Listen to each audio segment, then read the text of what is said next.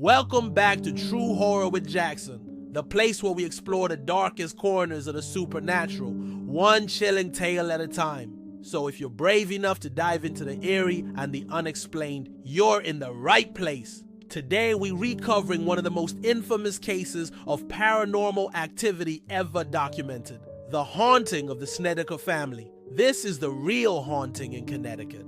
It all started in 1986 when Carmen and Al Snedeker, along with their 3 children and Carmen's 2 young nieces, moved to a modest rental home in Southington, Connecticut. The house had plenty of space, which seemed perfect for their growing family.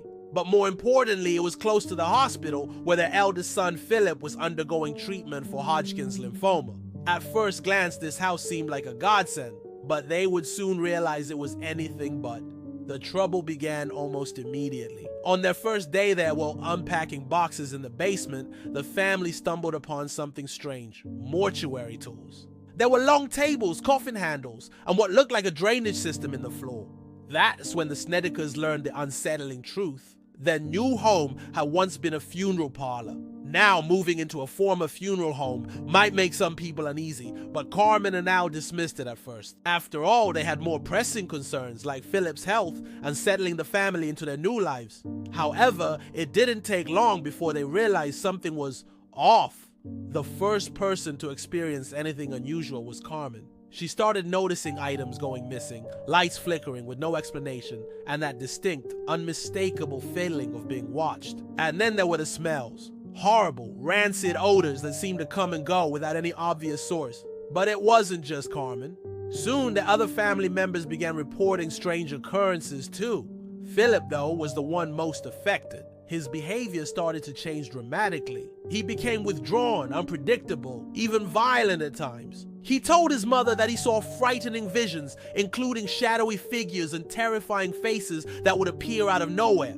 He claimed to hear voices in the walls, murmuring things he couldn't quite understand. Carmen and Al brushed it off as stress from his illness at first. But then things took an even darker turn. One night, Carmen was downstairs doing laundry when she heard a strange noise. When she turned around, she swore she saw something move out of the corner of her eye, a shadow darting through the room. It was gone in an instant, but that was just the beginning. Soon, the family began experiencing full-blown apparitions. Al claimed to have seen the figure of a man walking through the house in old-fashioned funeral attire. Sometimes he would vanish as soon as Al approached. Other times, the figure seemed to stare directly at him, as if daring him to do something about it. Carmen, meanwhile, started waking up in the middle of the night to the feeling of icy hands grasping at her arms and legs. The children were terrified.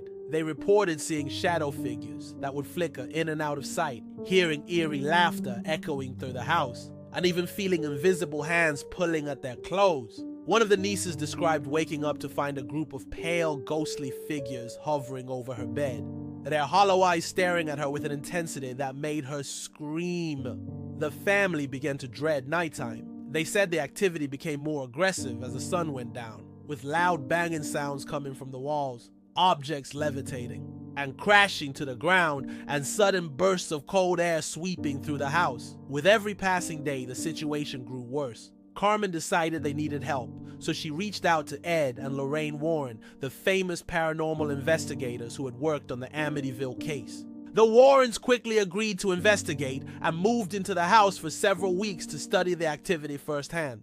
What they found was chilling.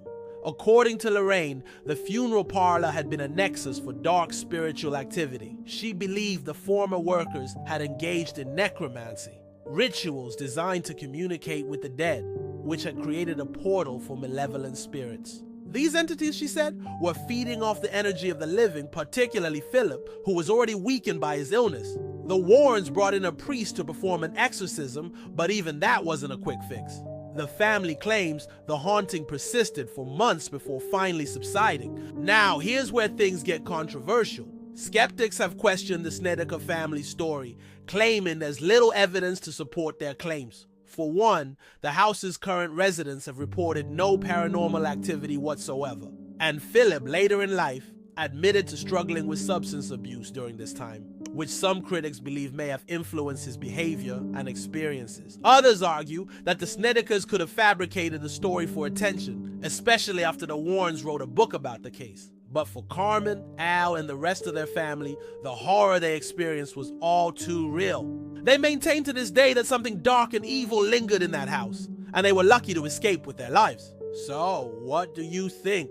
Were the Snedekers victims of a genuine haunting, or was it all a case of overactive imaginations mixed with stress and illness? Let me know your thoughts in the comments below.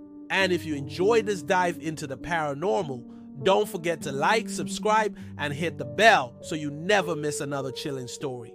Thanks for watching True Horror with Jackson. Until next time, stay curious, stay cautious, and remember, sometimes the scariest things are the ones we can't see. See you soon, if you dare.